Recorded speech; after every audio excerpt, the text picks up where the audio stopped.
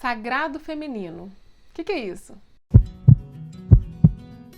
sagrado feminino, como algumas pessoas pensam, não tem nada a ver com religião, mesmo tendo a palavra sagrado no nome.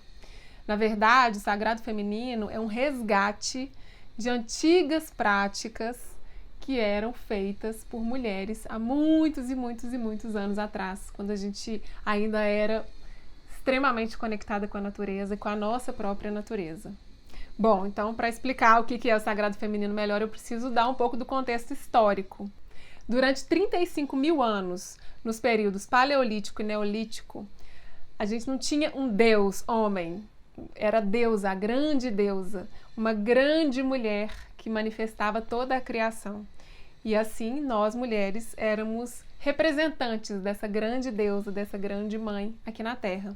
E por isso a gente era também reverenciada, os nossos ciclos eram reverenciados, a gente conseguia viver em alinhamento com a natureza, as estações do ano e as nossas estações internas.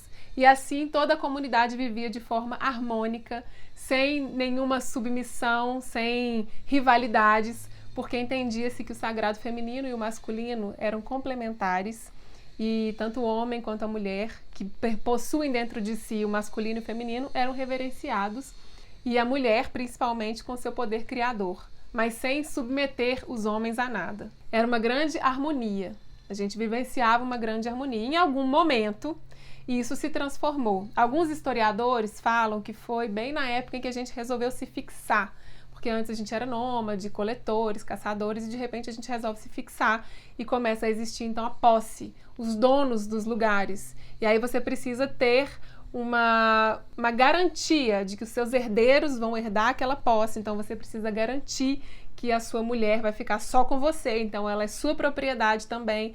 E aí começa toda uma bagunça na nossa sociedade, o que a gente chama hoje de patriarcado, que já existe há milhares e milhares de anos.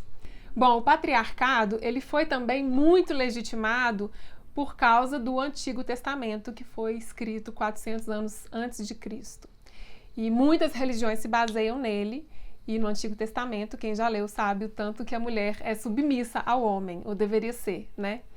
Enfim, a gente viveu isso por muitos e muitos anos, essa submissão, essa desconexão com a natureza, e aí num determinado momento, no século XX, surge a primeira onda feminista, e as mulheres falam, não, chega, não quero mais isso, não estou afim mais de ser submissa, não quero, eu quero ter os mesmos direitos, e aí a gente já conhece um pouco melhor essa história de toda a luta feminista e o tanto que isso representa para nós. Então, se você, por algum motivo, tem preguiça dessa palavra feminismo, respira fundo agora e começa a repensar, porque é por causa do feminismo e de todas as mulheres que já lutaram e lutam até hoje, e muitas que inclusive já morreram por causa dessa luta, é que nós, mulheres, podemos votar, podemos ter direito à posse, podemos ficar com as crianças no caso de um divórcio, porque antes o homem ficava com a criança e a gente tinha que ser enxotada de casa e não tinha direito a nada.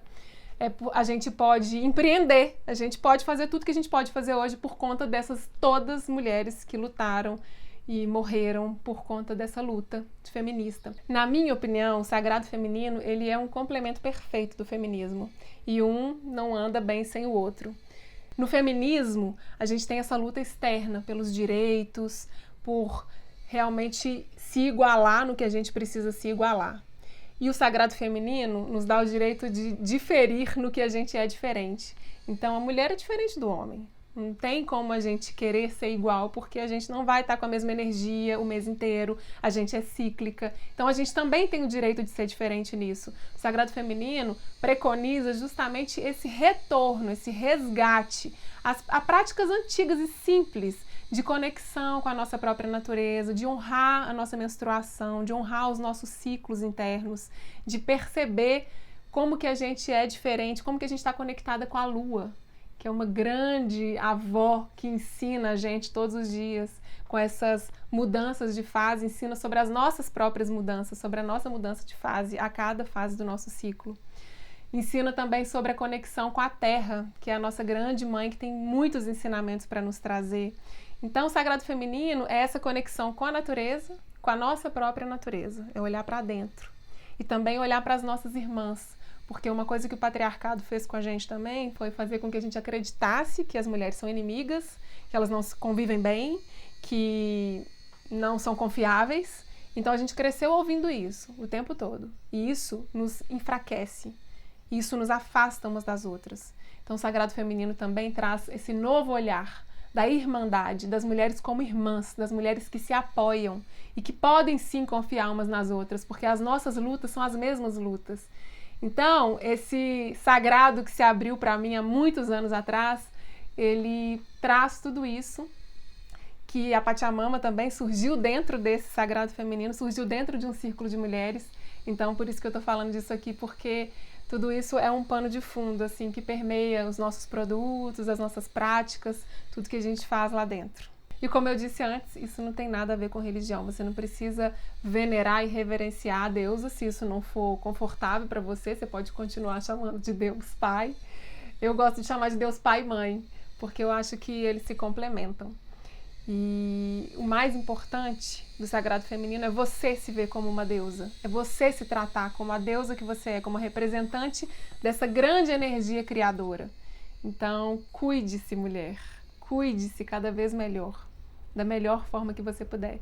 E eu queria terminar esse vídeo com uma frase que eu gosto muito, que fala justamente dessa igualdade e dessa diferença que a gente precisa lutar por ela a cada dia. Temos o direito de ser iguais quando a nossa diferença nos inferioriza. E temos o direito de ser diferentes quando a nossa igualdade nos descaracteriza. Um beijo e até breve.